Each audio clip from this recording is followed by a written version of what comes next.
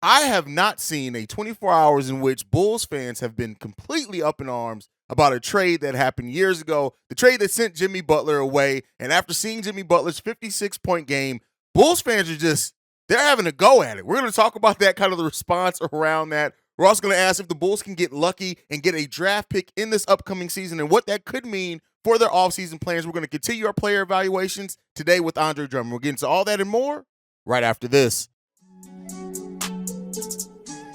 You are now tuned in to Chicago Bulls Central, your number one place for all Chicago Bulls news and content.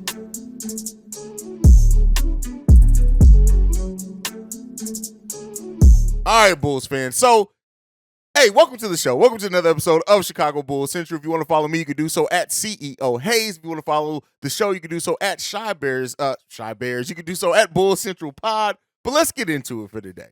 So first up, Jimmy Butler has sent Bulls Nation into such a tizzy. And I tell you what, I have enjoyed seeing it. I have never seen so many Bulls fans and Bulls content creators get into arguments on social media about Jimmy Butler, whether he wanted to be here in Chicago, wanted to not be here in Chicago. And it's just like, maybe it's just me, right? I live in a world in which I really don't, at some point, I just come to terms with things. Jimmy Butler was gone. He was traded away. And yeah, I look at it and I realize, like, the fact that Garpax at that time just said they didn't know how to build a team around Jimmy, so they sent him off. Keep in mind, they almost traded him straight up the year prior to that for Chris Dunn, just flat out. And they end up getting Zach LaVine, Chris Dunn, and Lauri Markkanen in that trade, sending out another first-round pick as well that they did in that. And at the time, people looked at it as a lopsided trade. I don't see why people are surprised by this. And so seeing as many Bulls fans as what we've seen get in, like, just, and like I said, and content creators just arguing on Twitter, on social media, on in comment section about Jimmy Butler and if he wanted to be a Bull or not. It's like, just get over it, right? And that's not to say that the woulda, coulda, shoulda plays a part, right? Especially when this team is struggling, right? And the team has underperformed this season and naturally, leaves people to think, well, Jimmy wouldn't have us like this, Jimmy that, Jimmy. And I'm not saying that I disagree with that, right? I do look at the fact that, if the Bulls had held on to Jimmy, how much longer would Garpax have been, running this team? I do think and look at it and saying that, it took really John Paxson to go to ownership and basically say, hey, I don't know how to do this anymore. I do not know how to build a team in the modern NBA, for the Reinsdorfs to finally come up off of that and really go in a different direction. I believe Paxson even is one that kind of, suggested Acme to them. And, ownership still did ownership type things, trying to convince Acme to hold on to Jim Boylan at that time as head coach, which they decided not to do. They bring in Billy Donovan. But this is even before then, right? We are talking about 5, 6 plus more years removed from Jimmy Butler being a Chicago Bull. And the thing is that, yeah, when you see Jimmy have a big night like he had, when you see him lead his team to being 3-1 over what a team that many people had as their finals favorite, at least favored to come out the Eastern Conference, and a former NBA championship team as well, it does bring about, that hey, where could we have been at if we held on to Jimmy? And so you guys know, I really don't play that game too often. I kind of, at some point, I remove myself from it, meaning that it just is what it is. What happened, happened. There's nothing that we can do to undo it, unfortunately. And, Jimmy was one of my favorite Bulls. Jimmy Butler was somebody who, to see him come in and to not get minutes initially, for people not even really to know who he was, and for him to turn into the best player on the team, especially when Derrick Rose was hurt, the fact that Derrick really never really got back to the player that he was for us. And then, just to see that rise of Jimmy Butler, to see, how he went from being a player that, was fighting for minutes off the bench to then becoming a player that we trusted in crunch time and to be one of the better two-way players in the league, and to have a front office at that time that did not know how to build around him, it sucks, right? It sucks. And it's always going to play in the back of our minds. But this Bulls franchise, for Bulls fans that have been in this, in this fandom for long enough, it's filled with so many woulda, coulda, shoulda, so many of that we have, both positively and negatively. And it's just like, I just choose not to stay in that place, right? And between Jimmy Butler, his big night, Lauri Markkanen winning Most Improved Player of the Year, Wendell Carter, looking better. I still have, like, to me, Wendell Carter's just getting more opportunities. He doesn't look like much better of a player. But that's my thing, especially with the Vooch trade and stuff like that. And then, Bobby Portis and the fact that the Bulls did offer him a contract extension, he didn't accept it, so they traded him. The Daniel Gafford of it all, who he's kind of fallen out of favor a little bit there in the Washington Wizards for a little while, and he was never going to get that sizable contract here. But at the end of the day, like all the woulda, you could send yourself down a tailspin of woulda, coulda, shouldas, and the fact that this one, more recent one, stirred up because of Jimmy Butler it's crazy. I mean, it is what it is. Like, and I can't take away from that. I'm not saying that you guys shouldn't have feelings or no one shouldn't be, upset of looking back like, damn, this is really what that front office, keep in mind, it's not the same front office that we have now, but what that front office at that time did, they just could not build around a player like Jimmy. And then we now have a team that we just we don't have a player of Jimmy's caliber. Like, Zach is a great offensive player. And I do think that if Zach continues to develop defensively as he took a leap this season, he could be solid. He's never going to be a two-way player at the magnitude that Jimmy Butler is. And then, Patrick Williams. We haven't seen that development in Patrick Williams. We still have so many question marks on this team. And we, in the time since Jimmy Butler, do not have that player that puts the team on their back and we know is going to fight and get those big victories, get those playoff victories. We haven't had that yet. DeMar, king of the fourth last season. But again, when you look at going 8-33 over the last half of that season, and then, even this season and the inability to get over the hump and play in tournaments, stuff like that, like, we don't have that player like Jimmy Butler here. And so it's natural to always kind of look back and think, well, what if we would have held on to him? And I'm not going to go down that rabbit hole. I started to put this episode together and say, hey, this is how we would have looked had we held on to Jimmy Butler. But listen, it is what it is there, man. But let me know what you guys think down below. Are you guys kind of like me, or you kind of just remove it from a while, like it kind of just becomes what it becomes? Or do you kind of stay in that area and always think like, hey, what would it have been if we kept Jimmy? Let me know what you guys think on that down below. Now, we've been talking about the Bulls offseason and plans and things like that. And there's a couple of different, right now the Bulls have no draft picks, right? They are not projected to have a draft pick unless their pick falls in the top 4. We talked about that pretty heavily, so I'm not going to go into that too much. Like, we know the Bulls have a 1.8% chance at the number 1 overall pick. They have a 8.5% chance to keep their pick and it falls in the top 4. And if the Bulls do get lucky enough to where that pick falls in the top 4 for them, listen, that would be the type of luck that we need after the season that we've had, for sure, right? When you look at the possibility of getting one of the players, like you look at, of course, Victor Wembanyama at number 1, Scoot Henderson if we can get number 2, Brandon Miller, who is a 6'9", modern-day small forward, can probably play some 4 if he adds to that frame, but he can score, he can defend, he's going to be a really good player at the next level. Then you look at the Thompson brothers as well. Those are kind of the top 5 in this draft. You can kind of talk yourself into Anthony Black as well, but again, that if the Bulls fall in the top 4, I'm not considering Anthony goddamn Black. But, so those are the players that you would consider in that top 4 area if the Bulls do fall there. And considering the influx and talent that we could need, that would be huge for the Bulls. But again, it's probably not likely. But we do have other scenarios in which the Bulls can get into the draft, specifically the situation with Portland, right? The protections that we have on that Portland pick, the fact that the next time they don't make the play or they make the playoffs, we get that pick. But because it goes out so long that it's limited their ability to trade their own first round pick.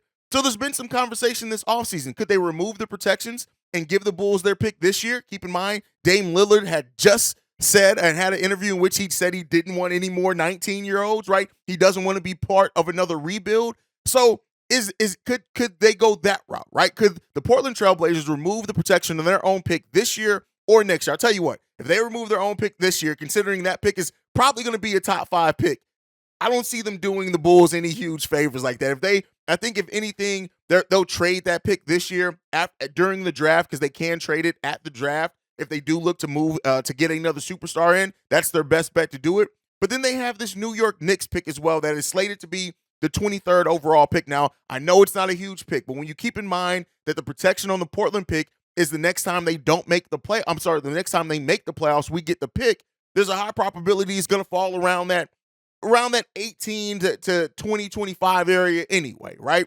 So if they do decide to just give the Bulls the New York Knicks pick outright, that's another way that the Bulls can get in this draft. And I think when you look at the way that the Bulls, how tight and close they are to that luxury tax, how they need to add talent to this team, a draft pick this year will be hugely important for the Bulls because you can then add a player. If you get a guy that you think can contribute right now, you then get a player that is going to be on a really reasonable deal. And when you look at kind of that bottom end of the draft, there's some power forwards in there. You look at G.G. Jackson as well. He's one that you can look at. Again, he's 6'9", which is probably a center for Billy Donovan. But again, Derek Lively as well is another one who could fall in that area depending on how some things move. And Chris Murray, I think he's a little bit above that area. Again, we'll start some of the draft conversation here shortly. But there are players that the Bulls could try to go out and get to add young talent that's going to be on a reasonable contract. Now, you could say we already have that. Justin Lewis, which some of you guys have asked about. Again, I don't necessarily see Justin Lewis playing a meaningful role on the Bulls next season, considering he's coming back from injury, considering he's only on a two-way deal. But weirder things have happened. You still got Marko Simonovic. What are you doing with Marko? Marko cannot spend a third year in the G League if you see anything in him. If you're going to have Marko on this roster next season in an actual contract spot, now it is partially guaranteed, so they can get out of it if they need to open up that roster spot. But in Marko Simonovic, like, do you finally give him a shot? Yes, we know his limitations defensively. But what he brings offensively and rebounding could be needed for this team that needs both those things. So, it's a lot of questions around there. But, the Bulls do have a chance to get in the draft. And over on Locked On Bulls, I said that I give it a 20% chance that they land in the draft either via their own pick or via something with Portland. It's coming. Or they could have 2 first-round picks next year. We own our own first-round pick outright. Maybe Portland removes the protections on next year's pick, and then we end up getting that. We have 2 firsts next year at a time where we're going to have – that's our next offseason. The 2024 offseason is the next time the Bulls are projected to have significant cap space. So there's something to be said with that as well. But, that's kind of the thing that I wanted to talk about, just what the chances of the Bulls getting in that draft this season. We'll see what can happen with that. Now, let's go ahead and continue our player evaluations. Today, we're going to do Andre Drummond in his 2022-23 season. And Drummond averaged a career low in minutes, 12.7 minutes per game, a career low in points, 6 points per game, a career low in rebounds, 6.6 rebounds a game, which the fact that he got 6.6 rebounds in 12 minutes lets you know right there. He was leading the league in rebounds per minute this season. He had 0.5 assists, 0.7 steals. He had a true shooting percentage of 60.6, a PER of 20.9, and a defensive rating of 103, which is excellent. The fact of the matter is that Drummond, while he did have his issues, while Drum did do some weird things sometimes, some frustrating things with the Euro step behind the back dribbles, sometimes that he tried to do when he tried to do a little bit too much, Drum, for the role that he played, excelled in that role, right? When you look at a player that's coming in playing the least amount of minutes that they have played, that's proven that if you can give him 16 to 18 minutes, he can get you a double-double. Billy Donovan did not play Andre Drummond, and that factors into my grade for Drummond as well, because to me, there were games where we absolutely needed Drummond, and he was playing well, and head coach Billy Donovan didn't go to him. Much like my critique in Alex Caruso, which shout out to you guys. A lot of you guys pointed out the fact that maybe I was judging him a little bit too harshly based off the coaching, and that's fair, right? And maybe I was about to do the same thing with Andre Drummond. Yes, Drum did some things that were bad. I don't want to make it seem like it was all sunshine and rainbows and it was just Billy Donovan that hurt Drum, because it wasn't. It was some of Drum as well. But when you look at a player that didn't get much opportunity, first of all, he only got to play 12.7 minutes per game. He only averaged 1 personal foul per game. So it's not like he did have games where he was in foul trouble, but it's not like he consistently averaged getting a lot of fouls. Last season for Brooklyn, he had 3 fouls per game. He didn't get anywhere close to that for us, right? So I don't want to hurt the player because of the decision-making by the coach. And in looking at Drum and what he did, you have to be able to evaluate it and say, listen, yeah, I mean, it's hard for me to give him more than a B. So I'll give him a C+ in this just because to stay fair with how I've graded other players. But like I said before, that C+ is great, is on a curve because of head coach Billy Donovan, because of the leader, the coach, the teacher in this case, right? And I look at Drummond and say, like, what could a more competent head coach, what could a coach that knows how to utilize size better, that knows how to utilize rotations better, that knows how to scheme consistently better, what would they have gotten out of Andre Drummond as a bench player, right? Andre Drummond has the potential to be a high-level bench player in this league, and some people even think he could still start. He still thinks he could be a starter for some teams, even though I don't think that opportunity is going to present itself for him. But judging Drum's season is difficult because it's really the lack of opportunity that has hurt him the most. When you look at the raw stats, everything else around him, the measurables, the advanced analytics, everything, they all point to a player that played pretty damn good.